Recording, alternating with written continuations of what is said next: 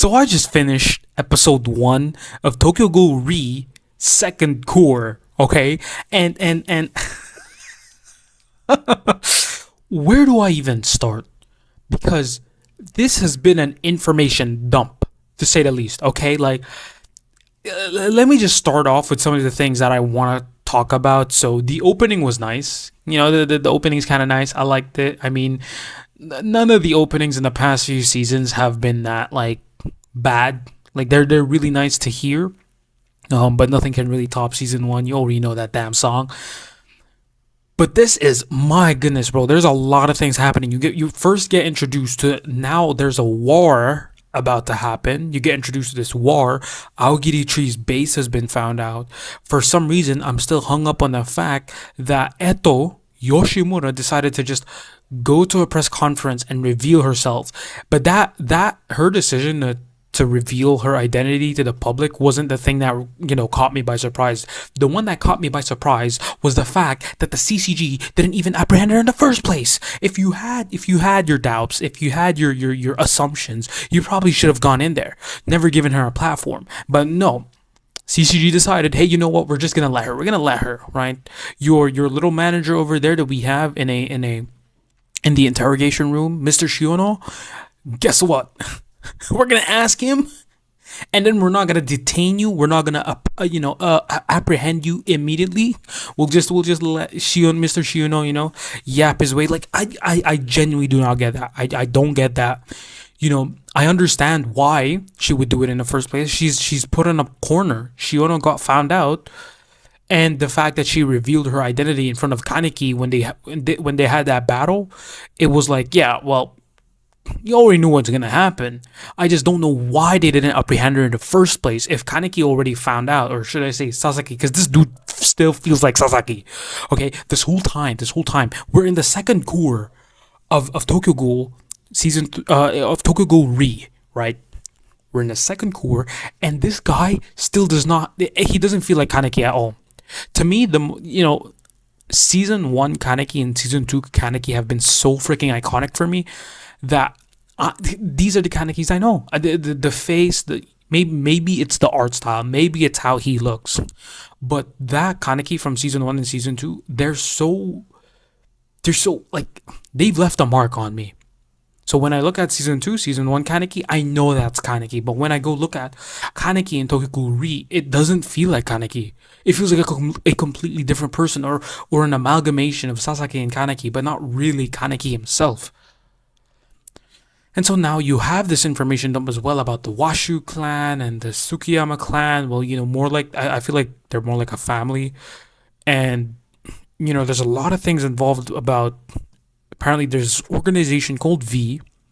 Kuzen was in it. Kuzen Yoshimura. Eto's also a part of it because of their blood, or something about their molecular structure. Like they have a different, apparently people who are a part of the organization V have a different molecular structure. I don't know why, of course. Maybe they will reveal that in the end, but for some reason they just do. They just do. And guess what? Rise was a part of that. That's why she plays a huge role in this, because she was part of Organization V, who just so happens that she has a dad who's a part of Organization V, if I'm not mistaken. And then you have that Washu guy who's collaborating with the CCG, who also was a part of Organization V. But I think the Washu clan decided to split off of them because their interests didn't align.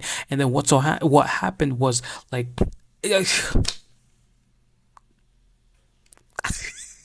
I don't know. I don't know. I really don't know. I really don't know. Like, there's so many things. Like, now Ayato has this thing for Hinami, and he's going crazy because Hinami's in danger. She's in danger. She's about to get executed. And then, surprise, at the end of episode 1, apparently Kaneki's back. Saves, frees up Hinami. So I was like, what is happening, bro? Like, everyone is moving like 100 miles per hour, but maybe I'm just not catching up with everything. I mean, that was, I don't know what to say. I mean, look, now that I'm like 4 minutes into this first impressions thing, and then I'll probably do another one once I'm in episode 6. But with the way things are, I I feel like episode 2, episode 3, 4 and 5, there's probably going to be some insane shit happening in those next few episodes cuz we are moving pretty fast. Like there's so many things happening. How are you going to cram people already said it, right? People already said it that Tokyo Ghoul Re second core was like a it was a it was a very it was trying to compact so many chapters in 12 episodes. That's what people said. That's what I've heard from a lot of people. So if that's what they're saying, I already kind of feel it. Like, how are you gonna pack all of that and then have a war at the end of it? Like, you need to make sure that that war at least lasts for 6 episodes because it's a war, right? It's a freaking war. I mean, everyone's acting all wild and crazy in the first few seconds of the first episode, and everyone's got their own thing going on, and it's like, holy guacamole, guys, let's slow down, please, slow down. And yeah, I might as well admit it. Guys. I got spoiled. I got spoiled, and because of that, I hate Google. I hate Google. Okay, I think I've already mentioned back in the first core that I was spoiled that Amon was alive. Okay, I got spoiled that Amon was alive. I just don't know how he's alive, but he's alive. He's alive because apparently he's a ghoul. I don't know how. I don't know how they turned him into a ghoul. And you know what's the worst part about Google? You know what's the worst part about Google and their freaking spoilery ass?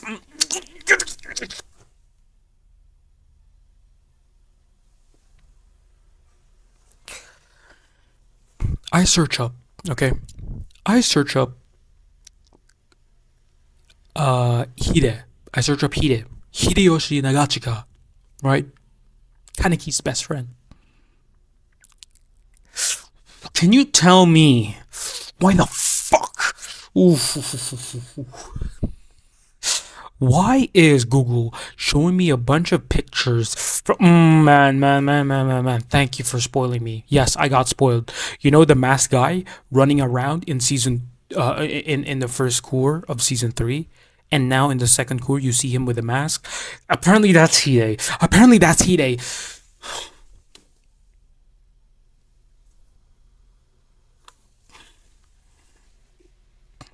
What a way to spoil.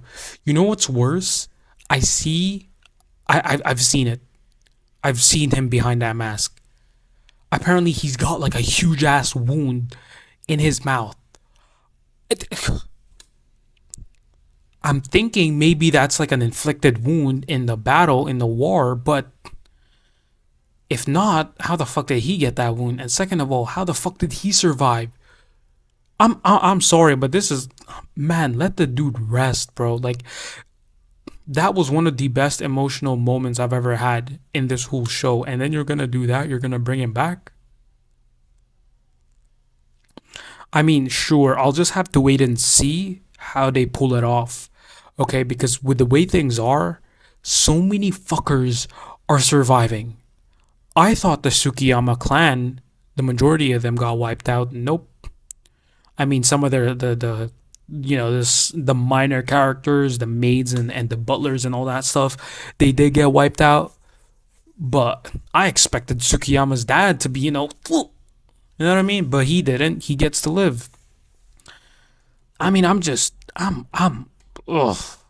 I know I'm in for a ride, and this is only in 12 episodes, so see you on episode 6, I guess, because if they keep up with this pace and this energy and with this amount of information and everyone's tying in now, like, I haven't even mentioned how like Cochlea is like literally one of the worst defended areas. Like they literally have had 2 attacks in Cochlea, and they, come on, gang, come on. Like, you did not learn from the first attack, and you just let that, like, you did not have security around your area, like in a I don't know, in a 50-mile radius. Why the frick is Area 51 in like a desert area? So that it's not easy to just get in there. Y'all motherfuckers didn't even think about it. Like, I don't know, bro.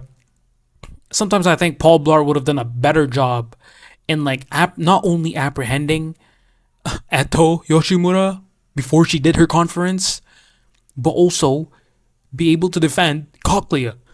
Cause motherfucker, these CCG guys, bro, they're like mall cops. Like they're not thinking one, two, three steps ahead. Like, gang, don't do you think the CIA or the FBI don't think one, two, three, 10 steps ahead? Like you know for a fact that they do. They're probably watching me right now, praise them, and then they're jerking off of it because they're like, yeah, yeah, you're right, bro. I'm sorry. I'm sorry. I'm sorry. I'm sorry. I'm sorry. I'm sorry. I don't know. I'm just. Ooh. I don't know, bro. I don't know. There's so many things running in my head right now. There's so many thoughts. There's so many just. Oh man. I don't want to say I'm lost, but I definitely do feel like I am. Okay. I'll see you on episode 6. If not, I might have some kind of like moment in like in between episodes 2 and 5 that's so compelling. You know how the Joe goes. So compelling that I end up making a video. But we'll see. Okay, we'll see. Oh my days. So episode 2, I mean a lot of shit happened. A lot of shit happened. I mean, you have Arima going up against Kaneki, and then you have Eto getting her ass whooped by the what is his name, Furuta, who is not he doesn't have his allegiance against Washu or the V organization. So that was a little bit interesting to me because none of like okay, so why is he so freaking OP to the point that Eto, the one eyed owl, couldn't even land a hit on him? I was like, that's kind of interesting. And then you have Arima over here, which of course I understand why he did that in the first place. It's just everything was like, okay, well, he did this, he did that, therefore I'm gonna do this, and then it's just a lot of shit that's like going to, I don't know. Wait, I'm letting. See, Amon's alive. I literally like Amon's here. I don't know why. And then okay, who is that? Okay, Torso apparently catches up to what's his name again? Fuck, did I just forget? Mutsuki? No. Yeah, it is, right? Toru. Okay, yeah. Toru, yeah. Okay. I was like, Torso catches up to Mutsuki. So, again, I mean, ugh. So Arima over here, I know that's not his intentions, but he's like, damn, that's the first time in 18 years as an investigator that, I couldn't do anything against an opponent. So you know what? Let me just commit. He just commits server slide because he's like, I can't take this. I can't take it. I was like, for a second, I thought Kaneki was breaking through him. I'm like, wait, what? That quick? Damn, he just yapped for like a bit and then bang.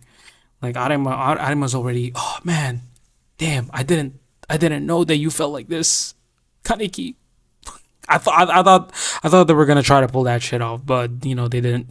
Because in a situation like this, realistically, Arima's not gonna back down, right? He's still gonna fight, I guess. But he was like, well, I did not expect that he was gonna do the other way to respond, which is to commit server slide, because those are two options he could have gone with. The other option would have been the unrealistic option would have been him acting like, thank you, Kaneki, for being a murderer. I'm joking. Okay, that was just trolling. Yeah, I mean, what else can I say about Eto? About Eto, the whole thing with her, like she just got her ass whooped. Arema was also, he got Yoshimura Kuzen, right, owner of Anteku. He got his thingy, and then Kaneki with Hide. Kaneki with Hide, bro. That scene that would have made me emotional. But the thing was, it was like bang, he was there. So there's like one scene he's fighting Arima, and then he's about to get killed he's like so weak and he can't beat Arima, and then Hide appears out of nowhere. I would have been like, if I was Kaneki in that position, right? If I was Kaneki in that position, and then I saw my friend who died, like 2 years ago or something, or like it's 2 years, right? 2 years.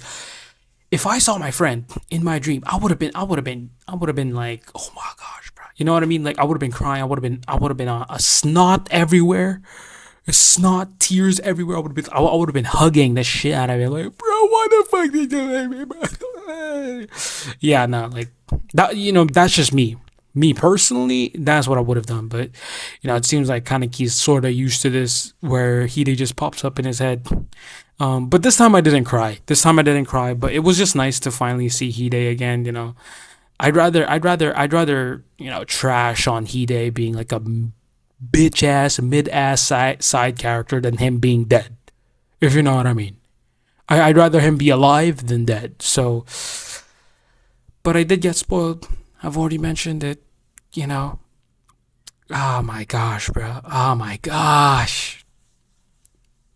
Well, I mean, there's really nothing else I could talk about this episode. I mean, I don't know why Furuta's OP, and we also have like what Rize. Apparently, he's got a part. He has Rize's Kakuho, and then is it Kakuho, right? Kagune, right? Kagune. There you go. Kagune.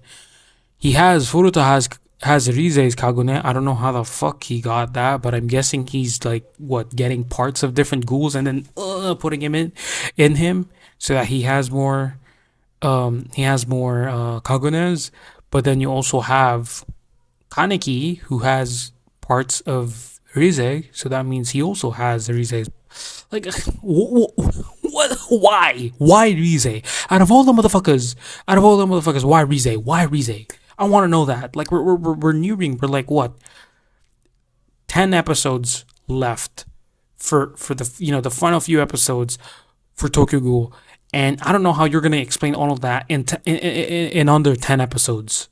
I don't think you can. I genuinely don't think you can. But oh well, episode three it is then. Let's go to episode three, and hopefully, hopefully we slow down a little bit, because damn, Arima's dead.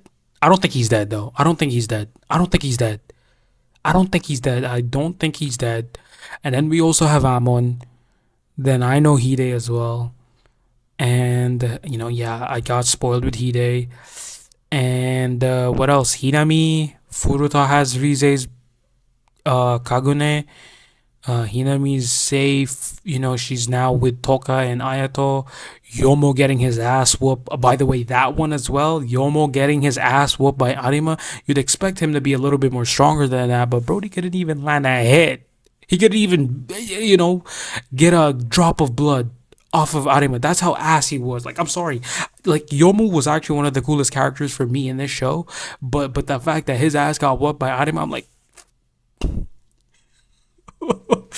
man, okay, like I don't want to diss him with that, right? It makes sense, I guess. If he was able to be a little bit more stronger, he probably would have been able to protect Kirishima.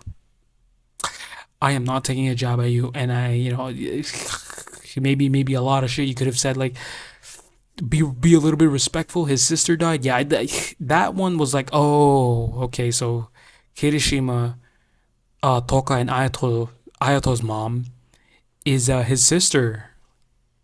Damn. And then his dad, I mean, not Yomo's dad, but Toka and Ayato's dad ends up becoming a Kakujo, right? The thing where he's like eating ghouls, and then his ass got whooped by Mado and Shinohara. Okay, yeah, well, still trying to process everything from like episode one and episode two, and then I'm already diving in episode three. I don't know. I don't know. Okay, well, see you on episode six. Hopefully, nothing crazy happens in the next few episodes, because, man, my brain is going on overdrive. Okay, it's going on overdrive. Okay, I'll see you on episode six. Hopefully.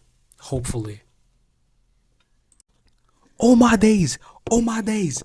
Oh my days! I'm on episode three. That's three flashbacks in a row. That's three flashbacks. That's three flashbacks.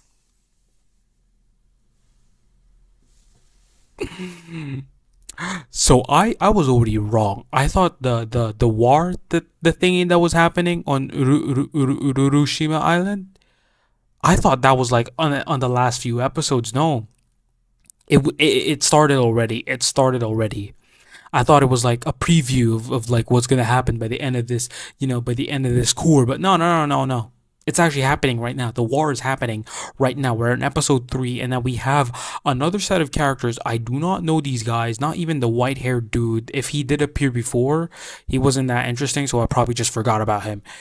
Then you have this other girl. He saves her, and he throws he throws her out of the sea, out of the cliff, so that he can save her. Guaranteed he's dead. He's about to die. That's for sure. That's what I'm gonna say, because I haven't got to that part yet. But if he survives, I'll just laugh at it. But like, I did not expect that. 3 freaking flashbacks in a row. We had a flashback in episode 1, and then a flashback in episode. Because you had a flashback with like Ayato, right? Ayato and Toka, their family, Kirishima, whatever, right? In the first episode, I don't even remember what the flashback was. I say that there's 3 flashbacks in a row. I know there was. I'm trying to remember which one was it. Oh, you know what? Fuck it. I'm gonna check it right now. I'm gonna check it. I know there's a flashback. I know there's a flashback. Guaranteed in episode 1 there was a flashback. Give me a second. I'll find it. I'll find it. I'll find it. I'll find it. I'll find it. I'll find it. Yeah, just give me a second. I'm just scheming through everything. There was. It was Eto. It was Eto's flashback. Oh my gosh. That's 3. That's 3. That's 3. That's 3.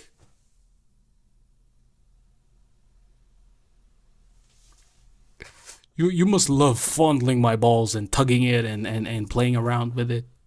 Because what is this shit? You're telling me there's 3. There's 3. There's 3. There's 3. There's 3. There's 3 freaking flashbacks in a row. Fine. I'll let it slide. I'll let it slide. Tokyo Ghoul. I'll let it slide. Okay, I've been through so much shit with you. I'm willing to stick with it until the end. Okay? I don't care whatever you do in the next few episodes. I don't care how shit you may end up being, how depressing you might end up being, how amazing you might end up being. I'm gonna stick with you until the end. Okay? Because we've been through so much shit. I might as well finish it. Oh my days, bro. Okay, yeah, I know I'm on episode 3, but my goodness. Well, let me just finish episode 3. Look, I just finished episode 3, and I still want to yap. I still want to freaking yap. I mean, we have Amon back. Amon's back, so there's that. But apparently, he's a lot more weaker than Takezawa. And it was kind of interesting. Like, I did actually feel something when he was fighting Takezawa, because I was like, yeah, bro, I actually do remember back in season 2. This is how Takezawa was, but then now he's like all messed up. So it's like, what is Kano talking about? Like, the mad scientist dude, right? He's the one who's been making these experiments with the with Kuro and Shiro, the twin sisters, black and white, that's their names in English, and then with Takizawa, and then now with Amon, and now all the other inspectors as well. And I think he had some kind of influence on like the Kaneki, or the whole Kaneki thing as well, right? Because he's doing experiments. The thing I'm a little bit interested is he's doing all these, like he's doing all these surgeries, and it's like in a really really secluded area, and most likely he's doing the tortures there as well, because that's how I'm looking at it. Like, he's actually doing tortures. I just don't think he's just putting in ghoul parts or like ghoul whatever thingies into the experiments that he's done. It's just that I genuinely do think he's like maybe torturing somebody does something, like maybe it just breaks their brain or mind, and then they just end up mixing a little bit more better with the ghouls. But I'm a little bit like, everything's like going freaking crazy, because it's like, now you have Tsukiyama as well. Naki has survived for like 3 seasons, and I'm just a little bit more, there's so much more shit happening. And what else? Like, Torso has Mutsuki, and he has all these torture tools around this cave area that he has. I mean, hopefully he didn't diddy up Mutsuki, hopefully. And Juzo Rei, or Suzuya is what they call him now, is like, what the fuck? He has Shinohara's armor, right? That's what happened. That is what's happening. He has Shinohara's armor, which is technically the Kagune of Ayato and Toka's dad.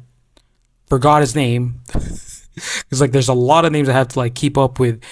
And then he speed blitzes the shit out of Kuro, right? And then Shiro, the girl, is like inside Kuro, but the thing is, she's dead. She's dead. Like she just ended up fusing with her, and the reason why she sounds like she's speaking, like she's alive, is because she has bodily gases that escape through those holes, like a fart, pretty much.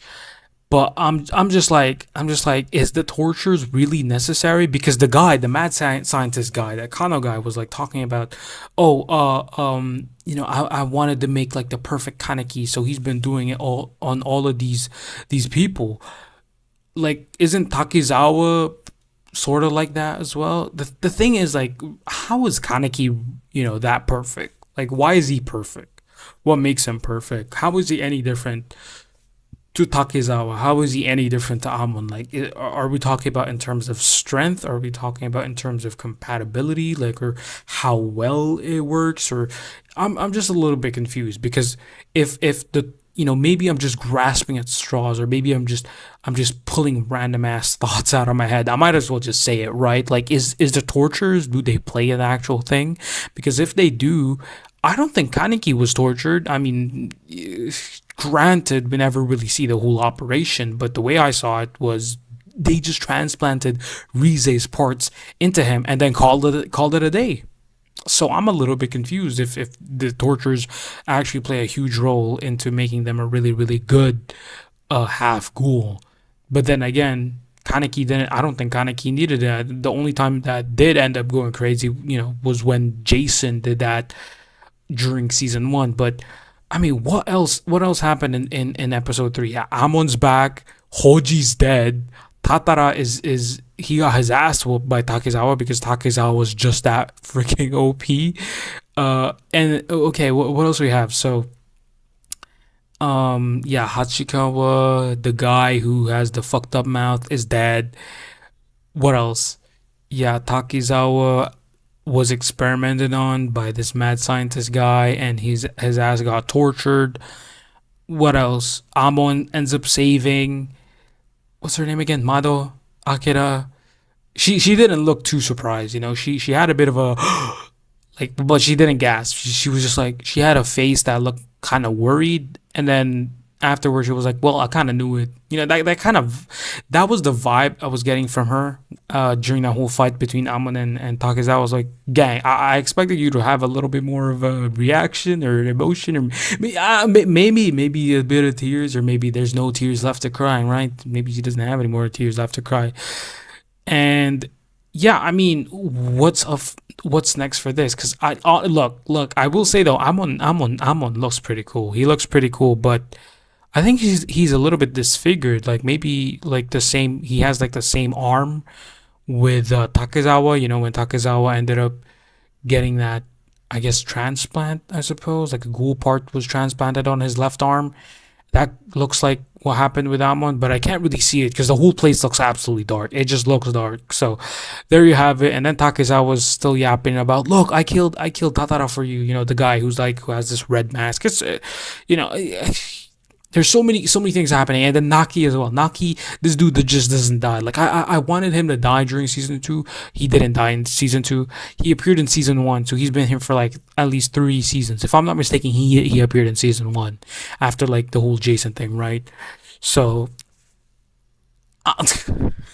there's a lot of things. Okay, I'm trying to keep up. There's a lot of people that are like a little bit more quiet in the previous season, like season two, who barely had any screen time, and then bang, they're like in front. And then now you have this girl who's with Naki, and Suzuya Rei Juzo has a whole squad with him as well.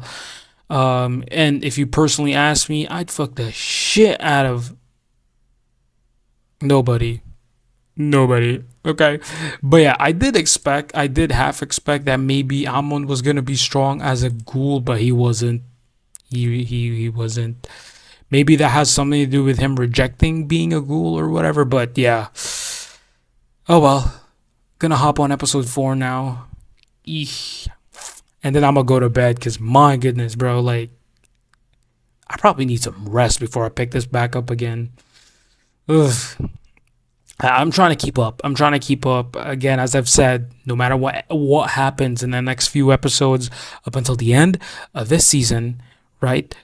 I'm gonna stick through it until the end. Okay, no matter how good, no matter how bad, no matter how boring, no matter how confusing, convoluted, how many names I need to remember, I don't care. Okay, I don't care. I'm still hooked up on like the Antiku. Like I can still remember some of their names, but it's starting to get fuzzy now, man. It's starting to get fuzzy. Cause yeah, like I actually got attached with the Anteku gang like during season 1, and then maybe a bit of season 2. It was a little bit more easier to like remember their names, but then that whole switch in season 2, the beginning of season 3, and then now here in the second core, it's like there's a lot more. End up keeping up with what happened to them. This person died. This person is technically not dead. This person, turned into a ghoul. Kaneki's not Kaneki, or no, Kaneki's not Sasaki, but he's also technically not really Kaneki, but he's Kaneki now, though. He's Kaneki now, that's for sure. He just doesn't feel like, personally to me, he just doesn't feel like Kaneki. But yeah, there's just so many things you end up needing like to keep up with. It's kind of insane. So, although I'm not entirely sure, like maybe, for other people out there who's read the manga, right? They're like, they might not like the anime, but I mean, so far it's not really horrendous. Like the anime's not bad. It's just a lot to keep up with. But yeah, it's not necessarily bad. It's just something that I feel like it's all right. It's all right. I'm just going through everything. I'm just going through like every character's story because there's so many people you have to keep up with. You end up not really attaching with any of them, and I'm just like, yeah, can we just go back to Kaneki, bro? Because at least this guy, we've been with him since season 1, so I'm just like the only one I can really call like, yeah, I kind of want to know what happens is Kaneki. But even so, I feel like even though I say that I kind of want to know, it's because why I say I kinda want to know what happens to Kaneki and even some of the older remnants of Anteku. The reason why I say I kind of want to know is I still did end up getting attached to them. I still end up getting close to them, right? Or understanding them at least. Not necessarily attached, but understanding them. We've been with them for like the most time in this anime. So I still want to know what happens to them, like Yomu, Toka, Hinami, Kaneki, right? Like I still want to know what happens to them. Maybe heck, even Uta, bro, even Uta. But yeah, now Amon's back as well. Amon's back, and I don't know what to do with it. Like, look, let's just cut everything. Let's just get back into it, right? Episode 4, pick it off from there. Let's go. I'm sorry. I'm sorry. I'm currently at a few minutes in episode 4. Give me a second. 3 minutes and 39 seconds in episode 4. I just wanted to do this right because Nishio is now in the laboratory where the mad scientist Kano, the old guy, right, is located at, and he's grabbed him. I was like, okay, Nishio's back now, and so I forgot to mention that as well from like the previous episode. He pops up, and also Sukiyama is, I forgot to, did I mention that? Did I forget to mention about Sukiyama also, fighting again? He's on Rushima Island, and he's fighting the CCG. I don't know if he's on the Aogiri tree's side, but more than likely he's gonna be siding with the ghouls. So there's that. But me personally, I would prefer Sukiyama went up against Naki as well. But that would be a pretty bad situation for him. So we move on from that. Right here, why did I decide to make a video right now? Well, because the thing is, Nishu is fighting this two other ghouls. Right, he gets stabbed from behind, and then this girl is like, she goes on to say like, there's the Soul asked for a favor. Who the fuck is Soul? SOU. I don't know who that is. Like who is that? I don't know. Like there's so many names that's been popping up in episode, like, not an episode, in season 3, bro, that I'm just like, I can't keep up. I'm kind of jealous because Sukiyama said he has a really good memory. Gang, I do not have a good memory, but I'll still remember what you did though. I remember. Okay, I remember what you did last summer. And then she ends up propping herself or putting herself on this dude's back. You know, the guy with like a weird ass looking, like he's looking at different directions. I don't even know his name. Um, and she's apparently protecting the scientist, the mad scientist guy. And then the weird ass dude, the guy who's looking at different directions, he goes on and says, "Harf, harf." Is that right? Wait, wait. He did. What the fuck? It's so stupid, man. He says Harvard, Harvard, Harvard. You know, like the clowns. I don't know if it's me. Well, I don't know why I find it so freaking funny because it's a serious ass scene, and this dude just goes in Harvard, Harvard, like a clown sound. Oh my gosh, bro. Like, I was sitting in silence. I was really serious watching it, right? I'm trying to keep up with everything, and then some random ass dude just goes on and says Harvard, Harvard. Oh my gosh, bro! I can't take the show seriously. I can't take. Ooh, man, I get why Arima did that, man. I finally get why Arima did that, bro. Oh my days, oh my fucking days, bro. I can't. Okay, I'm going back. I'm going back in this hellhole. My days, bro.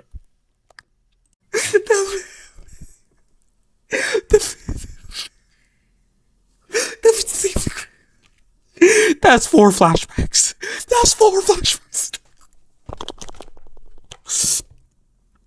That's four flashbacks in a row. That's four flashbacks in a row. That's four flashbacks. That's that's that's that's four flashbacks. That's how are you? Oh my gosh. Oh my god. I didn't even mention that Nishio saying the name Roma. I remember now. Roma's name got mentioned in like the previous core or maybe even the previous season. I know that. I know that girl or that dude, whoever Roma is, I think it was the girl. That one, I've heard that name before. I just forgot about her because she didn't really leave a mark on me. So why the fuck should I waste my brain cells trying to remember a name that didn't even leave an impact? So that was that girl, Roma.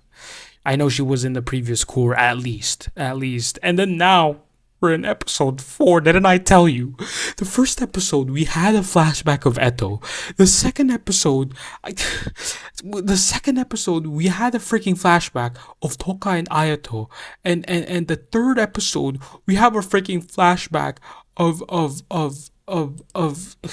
bro. I don't even remember. I don't even remember who did we have a flashback with. Who did we have a flashback with? With Takizawa? Not only that, I think there was another one as well. Was it really just Takizawa? I don't think it was just Taki. I guess it is. It is. Cause my days, bro. Like the amount of flashbacks we've had. I swear it wasn't just Takizawa. Give me a second. I'm trying to find it. Yes, no, no, no. Hachikawa, the Hachikawa squad. That was another flashback that they just added, but technically you could count Takizawa as well, right? That's still technically a flashback, but to me that feels more like a an information. You know what I mean? I think there's a difference there. Okay, let me tell you what's the difference. If it's a flashback, it's a little bit more emotional. If it's like an information like flashback, that to me is fine. That to me is fine. Takizawa was an informational flashback, so we get to learn at least what happened to him. With the Hachikawa one, that was like just emotional. That was emotional. This is the second one, the episode 2, that was Aito and Toka. That I still feel like that's a mixture of information, emotional, doesn't matter. It's still a flashback. First episode with Eto, flashback. Please don't tell me there's another episode. There's another flashback in episode 5. Please, please, I swear. I swear if there's gang, I'm going to bed after this. I'm going to bed after I finish episode 4. If I wake up tomorrow and I watch on a beautiful Saturday morning, if I see in episode 5 there's another flashback, I will fuck the shit out of Ray consensually. Of course, Ray still has to give his consent. Okay, but I will fuck the shit out of you, Ray. Juzo, Suzuga, I don't care what name you go by. Give me that booty. If there's another, okay? If there's another, with consent, I will ask you to give me your booty. Okay?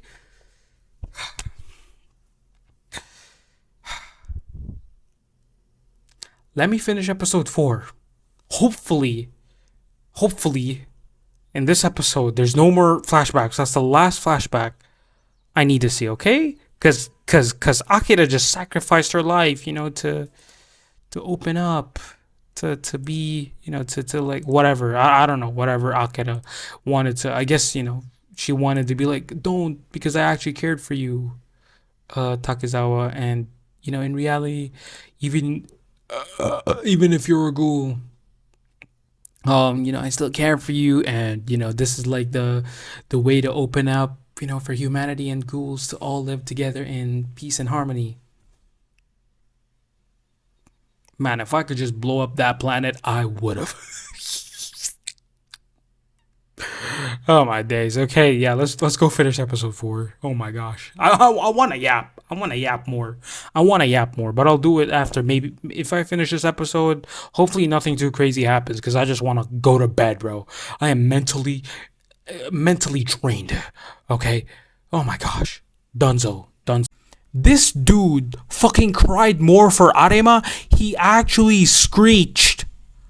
I don't remember him shedding that much tears for Hide. I did. I was so broken. I know you could probably explain like, oh yeah, Kaneki was just so broken he couldn't shed a tear. Gang, I was so mentally, emotionally, physically distraught that once that season finished, I actually ended up becoming sick. I got sick. I'm not trolling. I went to bed that day at like 4 p.m. because I was so tired. I thought I was tired. Then I woke up and my body felt weak. I felt like I had fatigue. I had weakness. I was like, bro, did I actually end up getting sick because Hide died? This dude, fucking Kaneki, is crying his ass out for Arima. Like, I'm sorry. I know people might say, well, the thing is, like, he still ended up, being with Arima. He still ended up, he was like a mentor to him. I'm sorry, I did not get attached to Arima. I did not. And funnily enough, Arima and Hide probably had the same shit. Like they probably had the same what do you call this? They had the same time, like screen time. Wait. Episode 4 is finishing up. So I'm seeing the post credit and okay.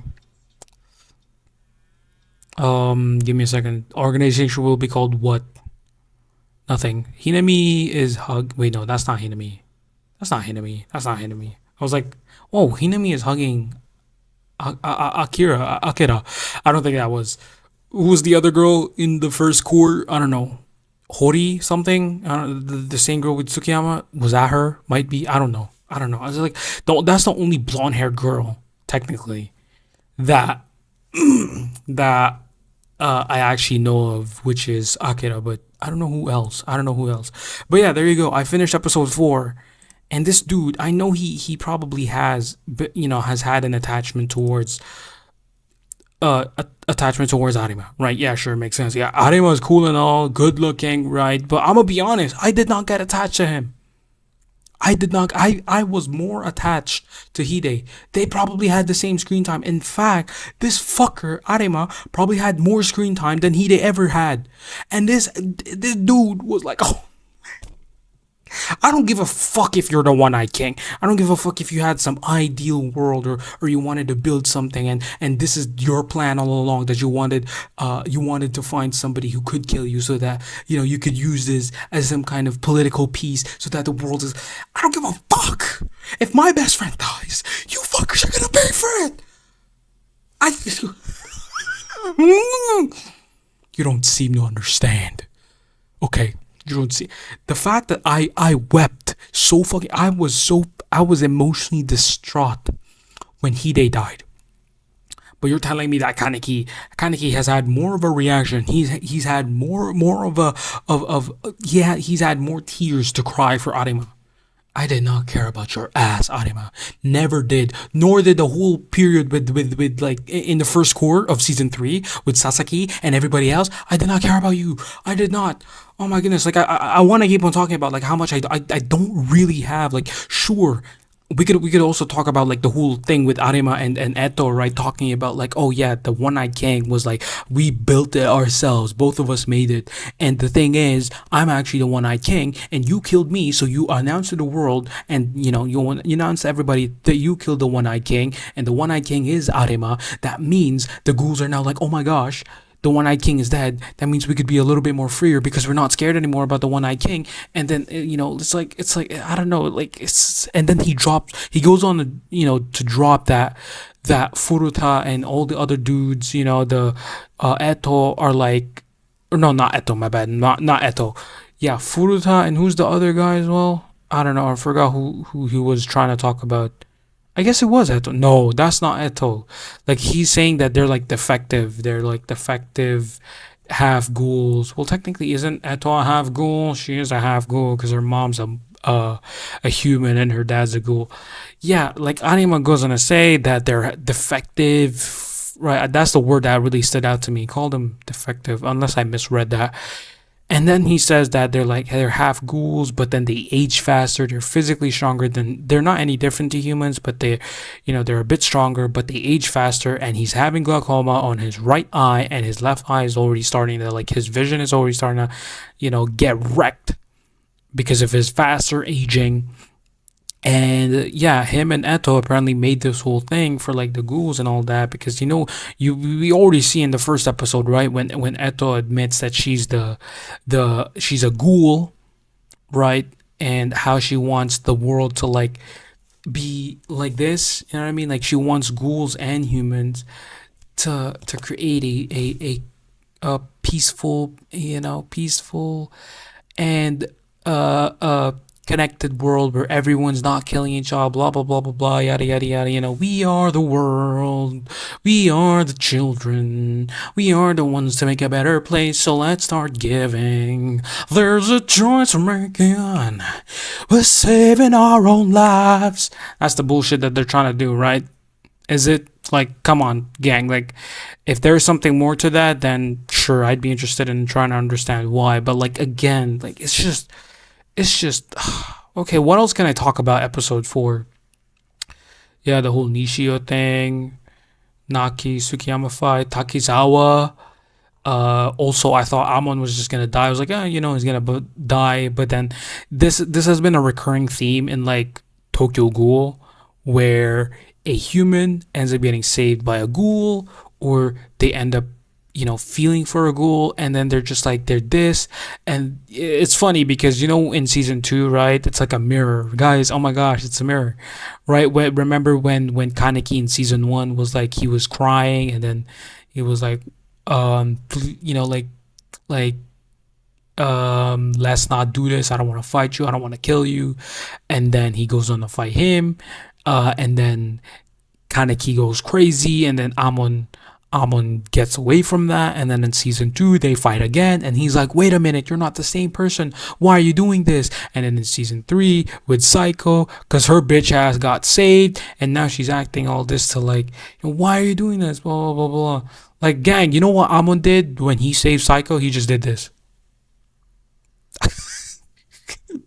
Yeah, I at least could understand with Kaneki, because with Kaneki was crying there, bro.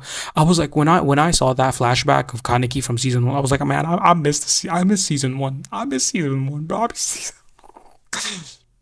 And then it was like, with Psycho, this again, as I've said, this whole thing, this whole recurring theme, right, of like back and forth, and that's what I've kind of noticed watching Tokyo Ghoul. Nothing actually ever moves forward.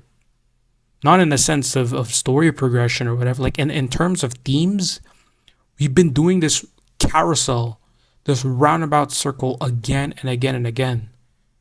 Nothing actually fucking changes. Well, we still have characters from like, season 1 They learned nothing, bro. They literally learned nothing, and I guess that's reflective of our world, right? It's reflective of our world, but at least our world isn't as fucked up as this. But I don't know. Maybe I could talk deeper about that and tell you exactly what I mean by it. But yeah, what else you got? Yeah, they fought. Amon fought with the whole gang. I honestly thought his ass was gonna get killed.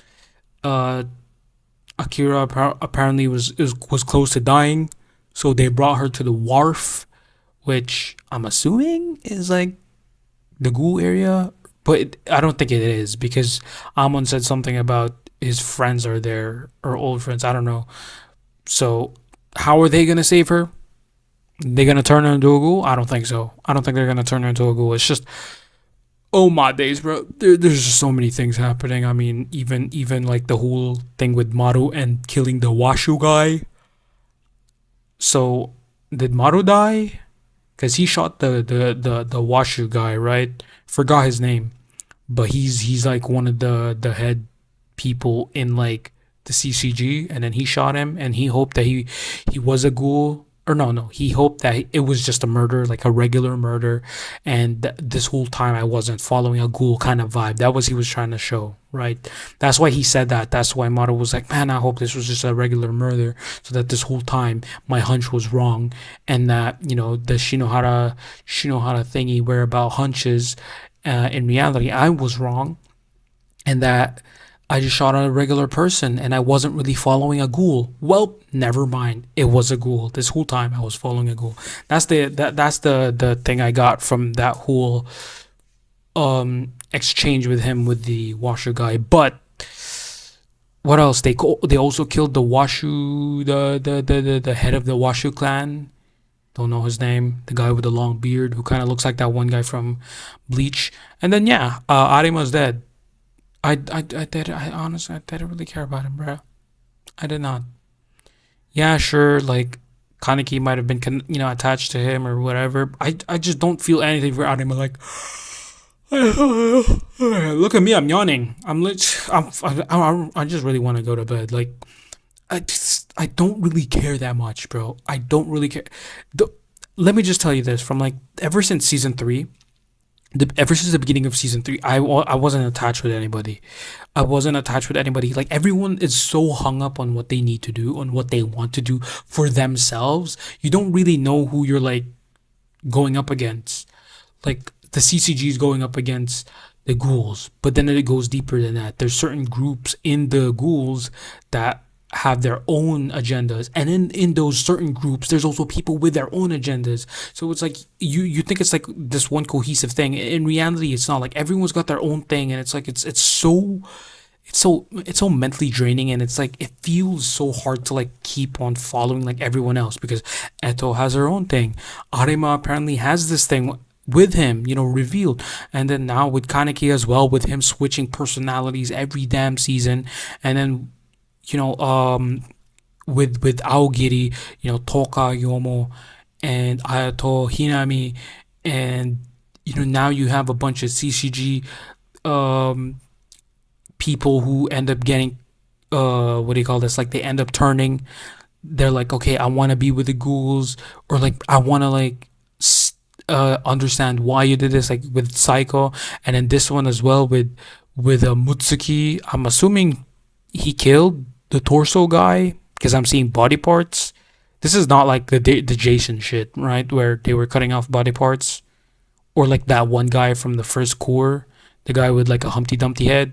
Was he like doing the same shit as that one? I don't know. I don't think Mutsuki was tortured anything like how Jason did to Kaneki, but I mean, Mutsuki looks a little different. Eyes look different, so maybe he did, or maybe Mutsuki just ate the torso guy. So that is also a possibility. I didn't really fully assume at first, because there's still body parts there. Maybe he just killed torso, but I don't know why Mutsuki would have those eyes, but I guess that's for me to find out in episode 5. And yeah, there you go. Arima's dead, and Kaneki cried so hard for Arima, and they even have this photo. They have this still image or still video, not still video. Like they have this video. Wait for it. They have this video of Kaneki and the still image of him, Sasaki, and Arima together, all smiling. Like, motherfuckers, what did y'all do in the previous core? Like, I, I'm not. I'm sorry. Like this whole time, like let me just tell you, this whole time I wasn't connected with anybody. And I think this has always been a problem for me with like Tokyo Ghoul. It's so hard to get attached to anybody. And ironically enough, the person that I didn't want to get attached to in the first place, and the person that I wasn't attached to in the first place was was two of the people that I didn't end up getting attached to were the ones that I fucking loved the most. And it was Kaneki and Hide. Like literally these two characters for me in Tokyo Ghoul defined Tokyo Ghoul. And and Hide's death ultimately changed the trajectory of Tokyo Ghoul. So to me, it's like all these other people that pop up in the story, they're like they're just passing by. That's how I feel with the most of them. They come up, they do their part, and then they leave. They either die, they move on, do something else. But to me, out of nowhere, like Kaneki has always been that focal point, right? Even sometimes I feel like he's, oh man, I'm getting annoyed with Kaneki, or maybe he's doo doo, or is like he's kind of annoying, or is like he's just stop with this kind of corny ass bullshit you're doing, or maybe I'm liking how you're doing, or whatever it is, right? I've been sticking with this dude, right? Because again, he's the main character. Not only has he been through a lot, but he's done some stupid shit. He's done some very cool shit. He's done some smart shit. He's done some very emotional shit. But I'll always stick by him. But then Hide was a lot more different. Like this dude, he was practically invisible throughout the whole season 1 and season 2. Like he just pops up here and there, right? Especially in season 1, he just pops up here and there. But then he dies in season 2. And it was one of the most emotional things I've ever fucking experienced, because something about that scene was so raw. Something about that scene was so personal. Like I think when I watched that scene, season 2, episode 12, when I watched that, when I saw Kaneki carrying Hide's body, like that to me was something about that felt pure. Something about that felt primal. Something about that felt raw. Like it was just at that moment I didn't care about anything else. I didn't care about the show. Again, I've already made a video about this, but I didn't care about the show's like my criticism, my analysis of the show. Like I just saw it as somebody who lost somebody. Like I just erased everything at that moment. And I think for a bit I did end up putting myself. I guess that also helped with my emotion of me getting attached to Hide, was because I probably put myself in the shoes of Kaneki, and I just thought to myself, if I lost somebody like Hide, I would be so fucking mentally broken. And that's why I cried so hard. I cried so hard when Hide died. And then his ass is crying.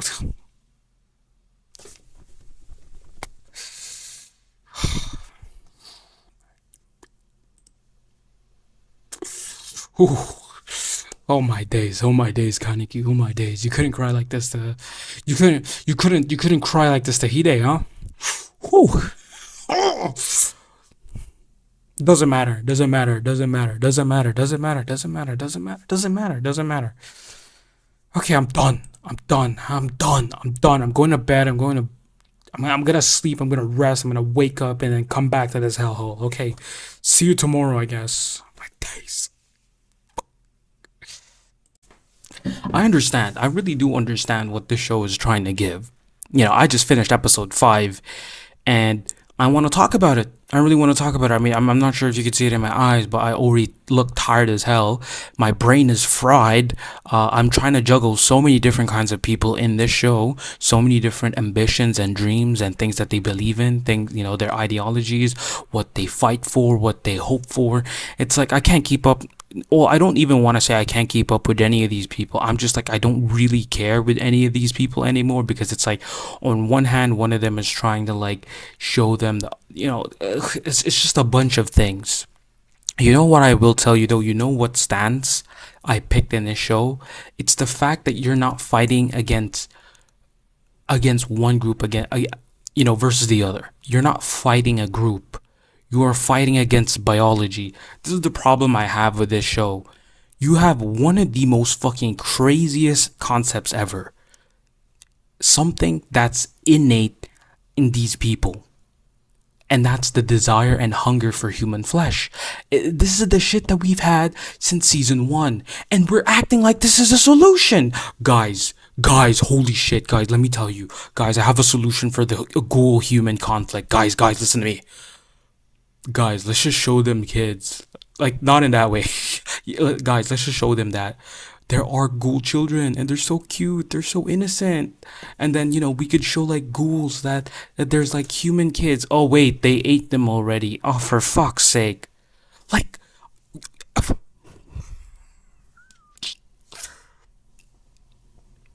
whoever proposed this, I mean, Toka, this is what Toka was trying to do, right? This was Toka trying to have this conversation with Akira because it's profound. It's like a breakthrough. It's like piercing through the heart of Akira.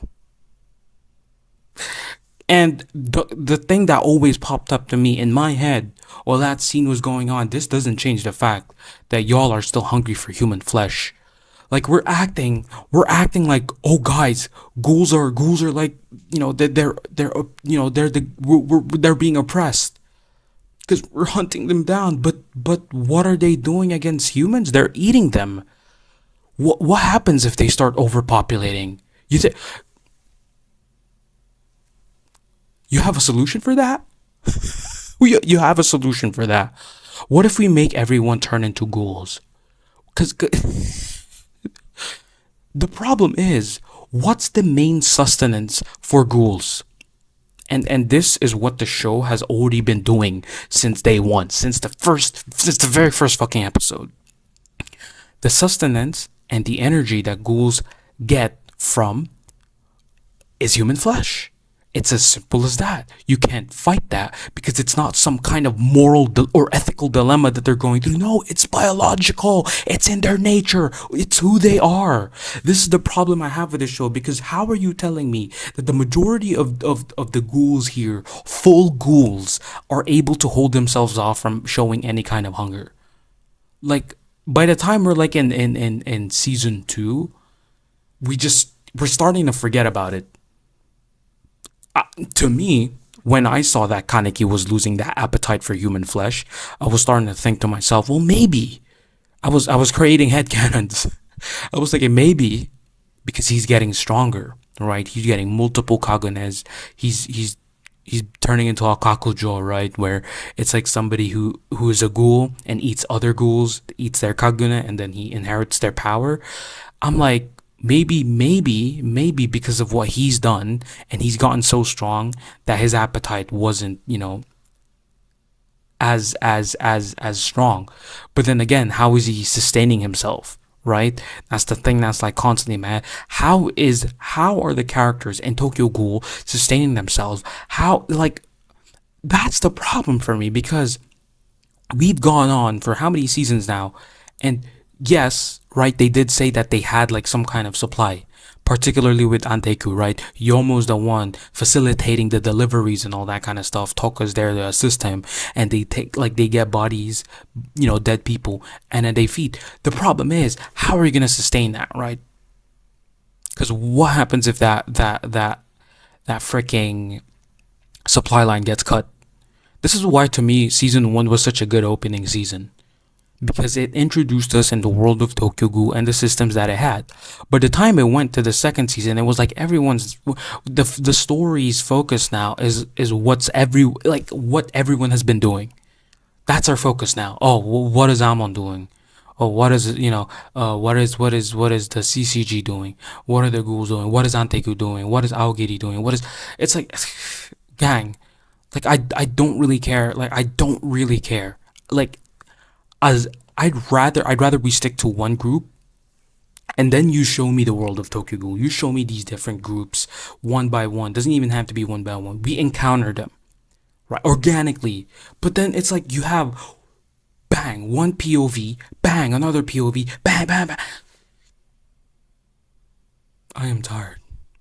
I am absolutely, mentally emotionally tired, and it's been affecting my physicality. Okay?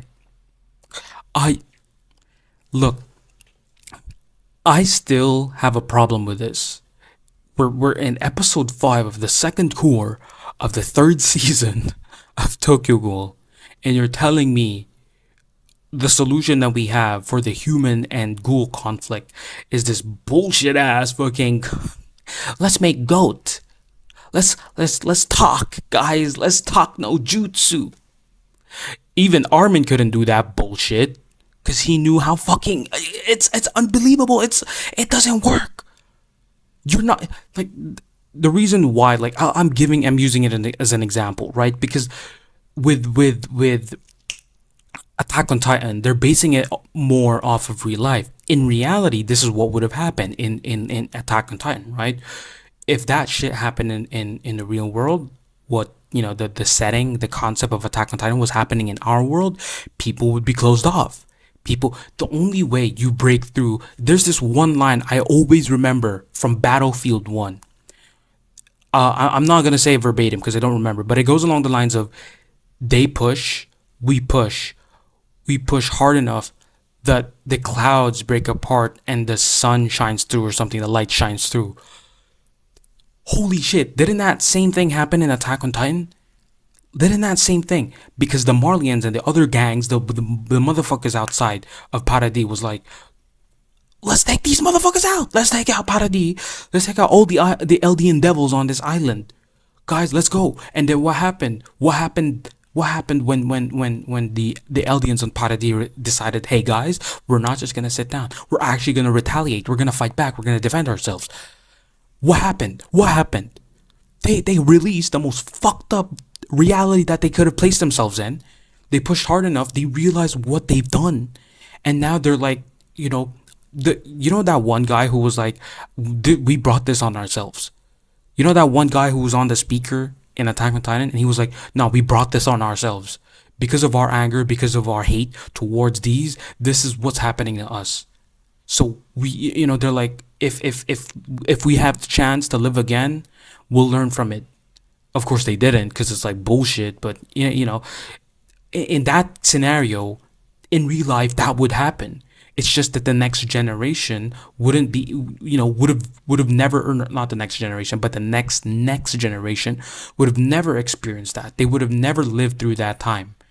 And what ends up happening is now the cycle repeats again. They hate another, they push hard enough, and then you have this period of peace. That's how it's always been. That's how it's always been in real life as well. People go to it's history, gang. History's becoming a fucking prime example. Every time there's a war, there's a period of peace. And in that period of peace, people end up hating, and hate is starting to brew. We are currently in that period of peace again. After World War I and World War II, one of the worst things to ever happen in human history. And then guess what's gonna happen? People on the internet, everyone's breeding hate against one another, and then in outside of the internet, people carry that hatred because we're humans. We're pretty fucking stupid. The fact that we can't distinguish the internet, we can't distinguish people on the internet, and the our idea of people on the internet versus people in real life is the reason why we're never gonna get away from this. We're always gonna be stuck in this cycle. But it seems like the fuckers in Tokyo Ghoul already have an answer for that. Guys, let's show them. We are the world. We are the people. We are the ones to make a better place. So let's start. Give it. I don't even know the fucking lyrics because it didn't change it. No, I'm not. I'm not gonna say that. It's a pretty good song. But let's be real here. It didn't change. It didn't change anything. No, it didn't change it, but it did change something, right? At least people got, a few people got a good message, and that's the purpose of it, even if it's a small amount. So you could say that maybe that's what Toka is doing. Sure. Right, but then what about Kaneki, right? His Go organization and all that kind of yappity yap stuff he's doing. He's like anti-human. And you also have Amon as well. I couldn't even mention that, where Amon's like, oh yeah, when you're hanging around with a lot of people that you get end up attaching with, you're like, okay, I want to protect them. That's what Kaneki said. He was like, oh yeah, this is why I'm siding with the ghouls. This is what, even though I was a human before, because before when I was a human, I didn't really have a lot of people, and then it fucking shows every single ghoul that he's met. Wait, Kaneki, the most important person in your entire life, ironically enough, became one of the most important people for me in this show, is the one person you don't even remember. Amon goes on to say, hey, Kaneki, what if the person that, you cared for so much, you love for, comes back? All right, what do you think? The fact that he immediately had an answer was like, it just put me off. It just put me off. Like, nobody could answer that. If somebody were to ask you out of nowhere, right, and it's like super fucking introspective kind of vibe, right, or feeling, they just ask you out of nowhere, hey bro, if like one of your friends who passed away comes back, like how would you react to that? You probably don't know. Me, if someone asked me that, I wouldn't know the answer. I would be in shock. I'd probably tell them. I'd probably cry. I'd probably cry. But the fact that Kaneki already got an answer, it's like, oh, I'd be scared because I'd be afraid of losing them. I'm like, yeah, sure. You'd think about that after, but once you hear those lines, it comes to your head. It goes straight to your head, and you're like, oh yeah, what if he is alive? And then you're just gonna be absolutely, oh my gosh, bro, oh my freaking gosh, I'm happy he's alive. I'm happy. And then you think that, oh, I might lose him again. But then this is also kind of sort of implying to Amon, right? That, or Amon's implying that.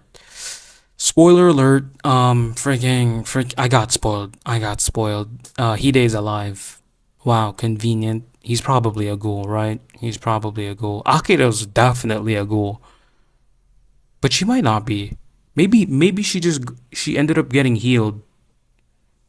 Because there was this one guy. I think his name was Rico or something, or Nico. I don't know. He was like, "Yo, just bring a doctor, and that's it. She's fine." Like, nobody thought about that in the first place to bring a doctor.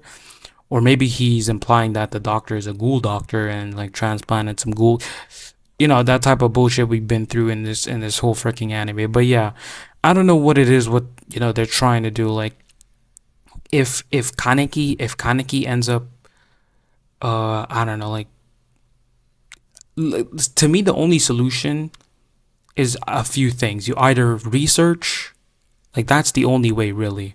I'm still holding on to that the only way to solve this world of Tokyo Ghoul, right? I've talked about this extensively when I first watched the season 1 and season 2 of Tokyo Ghoul. I talked about it so extensively. Like, your world is already set in motion. I mean, one guy already told you, like, when you were born, it pretty much decided which side you're on. Again, we're putting all these, human labels, when in reality, animals do this on a daily. Like, wolves hunt sheep, snakes eat, you know, rats or rabbits, and it's been like this since the beginning of life. Like, things eat things to benefit them. It's like, okay, well, if you're intelligent and you don't want this suffering that's in your, that you end up experiencing, then the only way to go about it is research, learn about ghoul biology, try to suppress their hunger, their appetite, because I don't know, a cup of coffee is enough. Surely not, right? Surely not. If you're telling me a cup of coffee is enough to mitigate the appetite of a ghoul, then that's quite impressive, to say the least. But man, I don't know, bruh. I don't know. Like, there really is no solution for the world of Tokyo Ghoul, unless you think of something like an AOT, where you had Ymir, the paths, and all that kind of stuff. The power of the royal blood.